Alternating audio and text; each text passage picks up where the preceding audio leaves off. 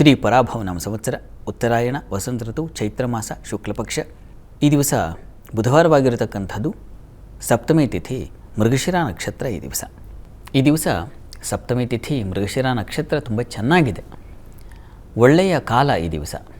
ಜೊತೆಗೆ ಶುಕ್ರನ ಪರಿವರ್ತನೆ ಕೂಡ ಇದೆ. ಶುಕ್ರಗ್ರಹ ಉಚ್ಚ ರಾಶಿಯಲ್ಲಿದ್ದಂಥವನು ಈಗ ಸ್ವಲ್ಪ ಜಾರ್ತಾನೆ, ಕುಜಕ್ಷೇತ್ರಕ್ಕೆ ಬರ್ತಾನೆ. ಕುಜಕ್ಷೇತ್ರದಲ್ಲಿ ಶುಕ್ರ ಕುಜನ ಕ್ಷೇತ್ರದಲ್ಲಿ ಸಂಚರಿಸುವಾಗ ಹಲವರ ಮನಸ್ಸುಗಳಲ್ಲಿ ಇಳಿದು ಅವನು ರಾಡಿಗೊಳಿಸಿಬಿಡ್ತಾನೆ, ಭಾವನೆಗಳನ್ನು ಕೆರಳಿಸಿಬಿಡ್ತಾನೆ.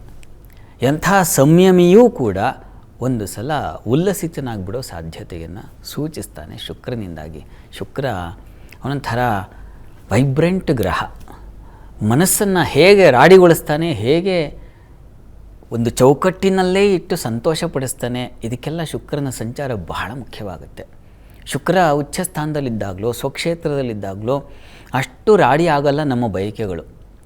ನಾವು ಯಾವುದೋ ಆಸೆ ಪಡ್ತೀವಿ, ಯಾವುದೋ ಒಂದು ವಸ್ತ್ರ ಧಾರಣೆ ಮಾಡೋದ್ರಿಂದ, ಒಂದು ಸ್ತ್ರೀಯರಿಗೆ ಒಂದು ತಿಲಕದ ಆ ಧಾರಣೆಯಿಂದ ಹಿಡಿದು ಅವರ ಓಲೆಗಳು, ಅವರ ಅಲಂಕಾರ ಸಾಧನಗಳು, ಒಂದು ಕೂದಲಿನ ಗುಚ್ಛಗಳು, ಹೀಗೆ ಏನೇನೋ ಒಂದು ಚೌಕಟ್ಟಲ್ಲಿದ್ದರೆ ಸರಿ. ಆದರೆ ಚೌಕಟ್ಟನ್ನು ಮೀರಿದ್ರೆ ಅಕ್ಕಪಕ್ಕದವರಿಗೆಲ್ಲ ಕಿರಿಕಿರಿ ಆಗೋಕ್ಕೆ ಶುರುವಾಗುತ್ತಲ್ಲ. ಆ ರೀತಿಯಲ್ಲಿ ಕುಜಕ್ಷೇತ್ರದಲ್ಲಿ ಶುಕ್ರ ಸಂಚರಿಸುವಾಗ ಭಾವನೆಗಳು ಕೆರಳಿ ಹೋಗುತ್ತೆ. ಎಲ್ಲಿದ್ದೀವಿ, ಏನು ಮಾತಾಡ್ತಾ ಇದ್ದೀವಿ, ಯಾರ ಜೊತೆಗಿದ್ದೀವಿ, ಈ ಸಂಯಮ ಇರೋದಿಲ್ಲ. ಸಂಯಮವನ್ನು ದಾಟಿಸಿಬಿಡ್ತಾನೆ. ಅಬ್ಧಿಯೂ ಮರುಮೆ ಕಾಲವಶದಿಂ ಮರ್ಯಾದೆಯಂ ದಾಂಟದೆ ಅಂತ ನಾಗಚಂದ್ರ ಹೇಳ್ತಾನಲ್ಲ. ಎಂತಹ ಸಮುದ್ರವೂ ಕೂಡ ಗಂಭೀರವಾದ ಸಮುದ್ರ ಅಂತ ಹೇಳೋದಲ್ವಾ, ಅದೂ ಕೂಡ ಪೌರ್ಣಮಿ ಬಂದಾಗ ಅಬ್ಧಿಯೂ ಮರುಮೆ, ಅಂತಹ ವಿಶಾಲವಾದ ಸಮುದ್ರವೂ ಒಂದು ಸಲ ದಾಟೋದಿಲ್ಲೇ ತನ್ನ ಎಲ್ಲೆಯನ್ನು ಅನ್ನೋ ಹಾಗೆ ಶುಕ್ರ ಮನಸ್ಸಿನಲ್ಲಿ ಇಳಿದು ಅಲ್ಲ ಧುಮುಕಿ ಭಾವನೆಗಳನ್ನು ಚೆಲ್ಲಿಬಿಡ್ತಾನೆ.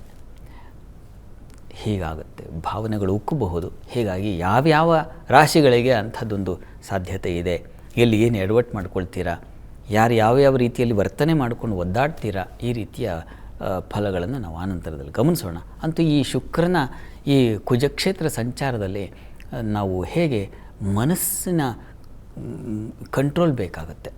ತುಂಬ ಚೌಕಟ್ಟಿಗೆ ಕದ ಹಾಕೋದು ಹೇಗೆ, ಮನಸ್ಸಿಗೆ ಬೀಗ ಹಾಕೋಕ್ಕೆ ಸಾಧ್ಯವಿದೆ. ಹೇಗೆ ಅಂತಂದರೆ ಯೋಗ, ಪ್ರಾಣಾಯಾಮ, ಚಿತ್ತವೃತ್ತಿ ನಿರೋಧ. ಅದು ಚಿತ್ತದ ಲಹರಿ, ಅದು ವೃತ್ತಿ ಏನಪ್ಪ ಅಂದರೆ ಲಹರಿಯಾಗಿ ಹರಿದು ಹೋಗೋದು. ಮನಸ್ಸು ಲಹರಿ ಹಾಗೆ ಹೋಗುತ್ತೆ, ಆದರೆ ಅದನ್ನು ನಿರೋಧ, ಅದನ್ನು ನಿಲ್ಲಿಸೋದು ಯಾವುದರಿಂದ ಸಾಧ್ಯವಾಗುತ್ತಪ್ಪ? ಪ್ರಾಣಾಯಾಮದಿಂದ ಸಾಧ್ಯವಾಗುತ್ತೆ. ಹೀಗಾಗಿ ಧ್ಯಾನ ಪ್ರಾಣಾಯಾಮ ಇವುಗಳು ಸ್ವಲ್ಪ ಕಾಲ ನಿರಂತರವಾಗಿ ನಾವು ಅನುಸಂಧಾನ ಮಾಡಬೇಕು. ಧ್ಯಾನ ಮಾಡಬೇಕು 20 ನಿಮಿಷಗಳ ಕಾಲ. ನೀವು ಒಂದು ಕಡೆ ಕೂತು ಮನಸ್ಸು ಹರಿದು ಹೋಗದ ಹಾಗೆ, ಹೊರಗಡೆಗೆ ಚೆಲ್ಲದ ಹಾಗೆ ಕಾಪಾಡಿಕೊಳ್ಳೋಕ್ಕೆ ಅದು ಸಹಾಯ ಆಗುತ್ತೆ. ಇದಕ್ಕೆ ಯಾವುದಾದ್ರು ಒಬ್ಬ ಗುರುವನ್ನು ಆರಿಸಿದ್ರೆ ಬಹಳ ಒಳ್ಳೆಯದು. ಇಲ್ಲೆಲ್ಲ ಸ್ವಯಂ ಪ್ರಭೆ ಅಥವಾ ಸ್ವಂತ ಆಚರಣೆಗಳು ಅಷ್ಟು ಉಪಯೋಗಕ್ಕೆ ಬರೋದಿಲ್ಲ. ಗುರು ಮಾರ್ಗದರ್ಶನ ಬಹಳ ಮುಖ್ಯವಾಗಿ ಬೇಕಾಗುತ್ತೆ. ಮನಸ್ಸಿನ ಹಿಡಿತಕ್ಕೆ ಮತ್ತೊಬ್ಬರ ಸಹಾಯ, ಮತ್ತೊಬ್ಬರ ಸಹಾಯ ಅಲ್ಲ, ಗುರುವಿನ ಸಹಾಯ ಬೇಕಾಗುತ್ತೆ. ಹೀಗಾಗಿ ಗುರು ಮಾರ್ಗದರ್ಶನದಲ್ಲಿ ಇದನ್ನು ಪ್ರಾಕ್ಟೀಸ್ ಅಂದರೆ ಈ ಕಾರ್ಯವನ್ನು ಚೆನ್ನಾಗಿ ಕೌಶಲ್ಯಪೂರ್ಣವಾಗಿ ನೀವು ಪ್ರಯತ್ನ ಮಾಡಿ, ಅನುಕೂಲ ಆಗುತ್ತೆ. ಆತಂಕ ಬೇಡ. ಹಾಗಲ್ಲಪ್ಪ, ನನಗೆ ಅದಕ್ಕೆಲ್ಲ ಕಷ್ಟ ಆಗ್ತಾಯಿದೆ, ಹೋಗೋಕ್ಕಾಗ್ತಾಯಿಲ್ಲ, ಮನೆಯಿಂದ ಎದ್ದು ಹೋಗೋದು ಕಷ್ಟ, ಹೀಗಿದ್ದವರು ಮನಸ್ಸಿನಲ್ಲಿ ಏಳತಕ್ಕಂತಹ ಭಾವನೆಗಳನ್ನು, ಅದು ವಿಚಿತ್ರ ಭಾವನೆಗಳನ್ನು ಸುಟ್ಟಾಕ್ತಕ್ಕಂಥವನು ಒಬ್ಬ ಪರಮೇಶ್ವರ. ಅವನು ಕಾಮನನ್ನೇ ಸುಟ್ಟು ಬಿಟ್ಟಂಥವನು. ಹೀಗಾಗಿ ಈಶ್ವರನ ಆರಾಧನೆ ಮಾಡಿಕೊಳ್ಳಿ, ಶಿವಸಹಸ್ರನಾಮ ಹೇಳ್ಕೊಳ್ಳಿ, ಅದರಿಂದ ತುಂಬ ಸಹಾಯ ಆಗ್ತದೆ. ಒಳ್ಳೆಯದಾಗಲಿ.